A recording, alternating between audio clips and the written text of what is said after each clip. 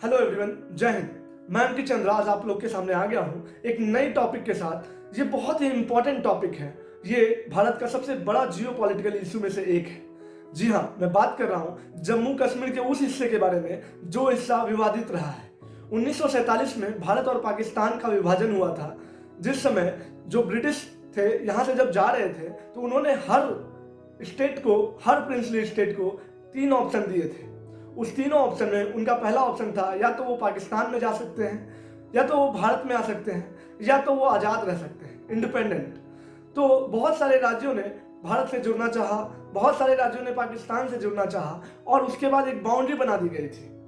तो उस समय जम्मू कश्मीर ने क्या चुनाव किया और जम्मू कश्मीर के चुनाव करने के बाद क्या क्या हुआ, हम बात करेंगे उसके बारे में विस्तार से। साथ ही साथ जानेंगे कि जम्मू कश्मीर का इतिहास क्या रहा है और किन किन राजाओं ने जम्मू कश्मीर पर शासन किया। साथ ही साथ बात करेंगे कि आज क्यों पीओके का मुद्दा भारत और पाकिस्तान दोनों के लिए इतना पेचीदा बन गया है। 1947 से लेकर 2021 तक क्यों ये मुद्दा रिजॉल्व नहीं हो पाया, क्या क्या ऐसा कारण है जिसकी वजह से ना पीओके को पाकिस्तान छोड़ रहा है ना भारत छोड़ रहा है। आखिर क्या इंपॉर्टेंस है पीओके का दोनों ही देशों के लिए, हम हर वो चीज जानेंगे जो जानना आपके लिए जरूरी है। तो बने रहिए पूरे वीडियो।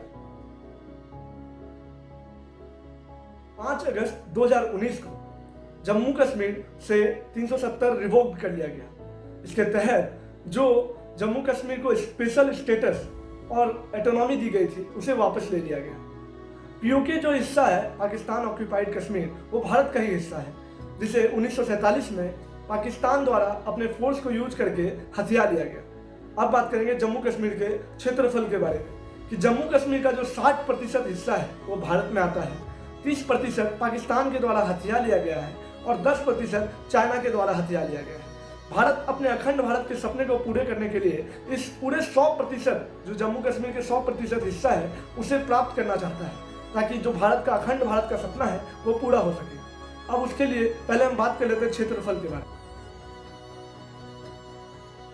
2.22 लाख स्क्वायर किलोमीटर जो जम्मू कश्मीर का पूरा हिस्सा है उसमें 30% पाकिस्तान के द्वारा हथिया लिया गया है, जिसका क्षेत्रफल 78,104 स्क्वायर किलोमीटर आता है और 10% चाइना के अंदर आता है जो कि 37,555 स्क्वायर किलोमीटर है और 60% हिस्सा इंडिया के अंदर आता है। पीओके 2 हिस्से में बटा हुआ है। उसका जो ऊपरी नॉर्थ वाला पार्ट है उसको गिलगिट बल्तिस्तान के नाम से जानते हैं और जो निचली हिस्सा है उसको पाकिस्तान कंट्रोल कश्मीर कहते हैं, जिसे पाकिस्तान आज़ाद कश्मीर भी कहता है। पाकिस्तान कंट्रोल कश्मीर जो है ये 10 डिस्ट्रिक्ट में बटा हुआ है, जिसका कैपिटल मुजफ्फराबाद है। ये नीलम नदी के तट पर स्थित है, जिसे भारत में किशनगंगा के नाम से जाना जाता है। अब बात करते हैं पाकिस्तान कंट्रोल कश्मीर के ऊपरी हिस्से के बारे में, गिलगिट बल्तिस्तान। इसका अगर क्षेत्रफल देखें तो 65,000 स्क्वायर किलोमीटर क्षेत्रफल है इसका, जो कि 5 गुना पाकिस्तान कंट्रोल कश्मीर से बड़ा है। 3 एडमिनिस्ट्रेटिव डिवीजन और 10 डिस्ट्रिक्टों में बटा हुआ ये गिलगिट बल्तिस्तान, जिसमें 50 से ज्यादा 7,000 मीटर से बड़े पहाड़ पाए जाते हैं और साथ ही साथ यहाँ पे 3 लॉन्गेस्ट ग्लेशियर जो कि आउटसाइड पोलर रीजन में पाए जाते हैं। ये हाईपिक माउंटेन्स हिमालय और ग्लेशियर का एक बहुत बड़ा स्रोत है, इसीलिए विश्व भर में इसे स्वर्ग के नाम से भी जाना जाता है। और ये भी कारण है जिसके कारण भारत और पाकिस्तान दोनों ही इस जगह को नहीं छोड़ना चाहते। अब बात करते हैं रूट कॉज ऑफ पीओके के बारे में। ये क्या रूट कॉज रहा और किस किस वजहों से आज तक ये विवादित मुद्दा फंसा हुआ है। जब ब्रिटिश एम्पायर यहाँ से जा रही थी भारत और पाकिस्तान का विभाजन करके, तो उन्होंने 1947 में सारे प्रिंसली स्टेट, सारे राजशाही स्टेट को 3 ऑप्शन दिए थे। वो यूनियन ऑफ इंडिया में भी जुड़ सकती थी, वो डोमिनियन ऑफ पाकिस्तान में जुड़ सकती थी, या वो रिमेन इंडिपेंडेंट रह सकती थी। तभी वो बहुत बड़ा कंफ्यूजन बन गया था। वहाँ के जो राजा थे, राजा हरि सिंह, वो सही चुनाव नहीं कर पा रहे थे कि वो क्या करें, वो पाकिस्तान से जुड़े, वो भारत से जुड़े, या फिर वो इंडिपेंडेंट रहे। उन्होंने इंडिपेंडेंट रहने का चुनाव तो किया, पर दिक्कतें तभी आ गई जम्मू कश्मीर में जब उन्होंने ऑपरेसिव टैक्स पॉलिसीज को लाया, जिस कारण लोगों ने विद्रोह कर दिया और लोगों के विद्रोह के कारण राजा हरि सिंह को बहुत सी दिक्कतें झेलनी पड़ी।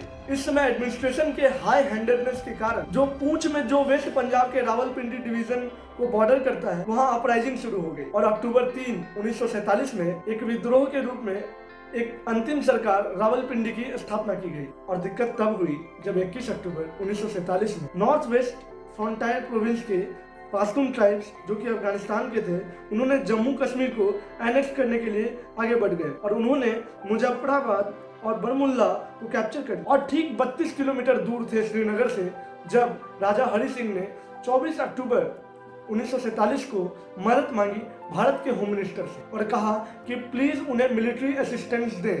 वो कमजोर पड़ रहे थे, जहां पे पाकिस्तान और अफगानिस्तान और साथ ही साथ विद्रोही जनता जो कि जम्मू कश्मीर की थी, राजा हरि सिंह और उनकी सरकार उनका सामना अकेले नहीं कर पा रही थी, तो सरदार वल्लभ भाई पटेल से उन्होंने मिलिट्री असिस्टेंस मांगा और सरदार वल्लभ भाई पटेल ने साफ साफ इनकार किया और कहा कि जब वो इंस्ट्रूमेंट ऑफ एसेशन पे साइन करेंगे तभी जाके वो उनकी मदद कर पाएंगे। और ठीक 2 दिन बाद 26 अक्टूबर 1947 में इंस्ट्रूमेंट ऑफ एसेशन में राजा हरि सिंह के द्वारा साइन किया गया और इसके तहत यूनियन ऑफ इंडिया का जम्मू कश्मीर पार्ट बना। और इसी के कारण आज तक भारत कह रहा है कि वो अखंड भारत में उसका जम्मू कश्मीर का पूरा हिस्सा आता है, जो कि पाकिस्तान ऑक्यूपाइड कश्मीर 30% हिस्सा जम्मू कश्मीर का और साथ ही साथ 10% हिस्सा अक्साई चीन का जो कि चाइना ने हड़प लिया है। और भारत का अखंड भारत का सपना जो कि 100% जम्मू कश्मीर है, राजा हरि सिंह के द्वारा 1947 में 26 अक्टूबर को ये इंस्ट्रूमेंट ऑफ एसेशन के द्वारा भारत को दे दिया गया था। तो ये अगर ग्लोबल मुद्दा भी अगर देखा जाए तो भारत का ये पूरा हिस्सा है। तो पाकिस्तान के फोर्स जो थे उन्होंने इस कॉन्फ्लिक्ट को शुरू किया और जो उन्होंने पाकिस्तान ऑक्यूपाइड कश्मीर को हथिया लिया है, इसी से ये मुद्दा शुरू हुआ और इसीलिए आज भारत और पाकिस्तान के रिलेशन इतने खराब हैं। जो ये वॉर हुई और ये जो विद्रोह हुआ, इसके कारण 20 लाख से ज्यादा लोग मारे गए। और इसी के साथ भारत ने जनवरी 1949 में एक फॉर्मल कंप्लेंट लेटर लिखा यूएन को और उसमें लिखा कि ये जो मास एसेस हो रही है उसको रोका जाए। और 17 अगस्त 1947 में रेड क्लिफ लाइन के द्वारा भारत और पाकिस्तान का विभाजन हुआ, जो कि सर साइरिल रेड क्लिफ के द्वारा बांटा गया और इससे भारत और पाकिस्तान का विभाजन पूर्ण रूप से दिख पाता था। पाकिस्तान पहले ईस्ट पाकिस्तान और वेस्ट पाकिस्तान में बटी हुई थी, जो कि अभी ईस्ट पाकिस्तान बांग्लादेश के नाम से जाना जाता है। और इसमें जो दूसरा बदलाव आया वो एलओसी था, लाइन ऑफ कंट्रोल, जो कि शिमला एग्रीमेंट के तहत आया, जिसको सीज फायर लाइन के नाम से जाना जाता था। अब बात करते हैं राजा हरि सिंह के बेटे युवराज करण सिंह के बारे में। युवराज करण सिंह को अपॉइंट किया गया रीजेंट ऑफ स्टेट 1949 में और 1952 में युवराज करण सिंह को सरदारे रियासत के नाम से जाना गया और 1965 से 1967 तक वो फर्स्ट गवर्नर भी बने जम्मू और कश्मीर में। और 1951 में कॉन्स्टिट्यूशन को फॉर्म करने के लिए कॉन्स्टिट्यूएंट असेंबली बनाई गई और 1956 में कॉन्स्टिट्यूशन फॉर्म हो गया और 26 जनवरी 1957 से ये लागू हो गया। अब बात करते हैं जब 1947 में जब भारत ने अपने ट्रूप्स को जम्मू कश्मीर भेजा तो भारत की अखंड सेनाओं के सामने पाकिस्तान टिक नहीं पाया और पाकिस्तान को पीछे जाना पड़ा। और इसी तरह भारत के द्वारा राजा हरि सिंह की मदद की गई और जम्मू कश्मीर के लोगों को मदद किया गया। और जिस तरह पाकिस्तान की सेना बहुत ही आगे आ चुकी थी तो भारत उसे पीछे तो कर रहा था, लेकिन यूएन में यह मुद्दा प्रधानमंत्री पंडित जवाहरलाल नेहरू के द्वारा उठा दिया गया था 1947 में और 1948 में यूएन ने रिजोल्यूशन 47 को पास किया 3 डायरेक्शन के साथ। उसका पहला डायरेक्शन था कंप्लीट विथड्रॉल ऑफ पाकिस्तान, यानी पाकिस्तान की जितनी भी ट्रूप्स आगे आ चुकी थी कश्मीर में वो वापस जाए, क्योंकि आधिकारिक रूप में ये भारत को राजा हरि सिंह के द्वारा ये तो मिल ही गया था। और इसीलिए रेजोल्यूशन 47 में पहले डायरेक्शन में ही पाकिस्तान के सारे ट्रूप्स को लेके वापस जाने को कहा गया। दूसरा जो डायरेक्शन था उसमें भारत के सेना जो वहाँ पे बहुत ही मेजोरिटी में थे उन्हें मिनिमल करने को कहा गया कि आप अपने कम से कम सेना रखें ताकि वहाँ पे माहौल पीस का बन सके। वहाँ पे इतनी अफरा तफरी मच गई थी कि वहाँ के लोगों को बहुत सारी परेशानी झेलनी पड़ी थी। हर रोज वहाँ पे लड़ाई हो रहे थे 2 देशों के बीच में, तो वहाँ के लोगों को पीस नहीं मिल रहा था और वहाँ के लोगों की तरक्की रुक गई थी।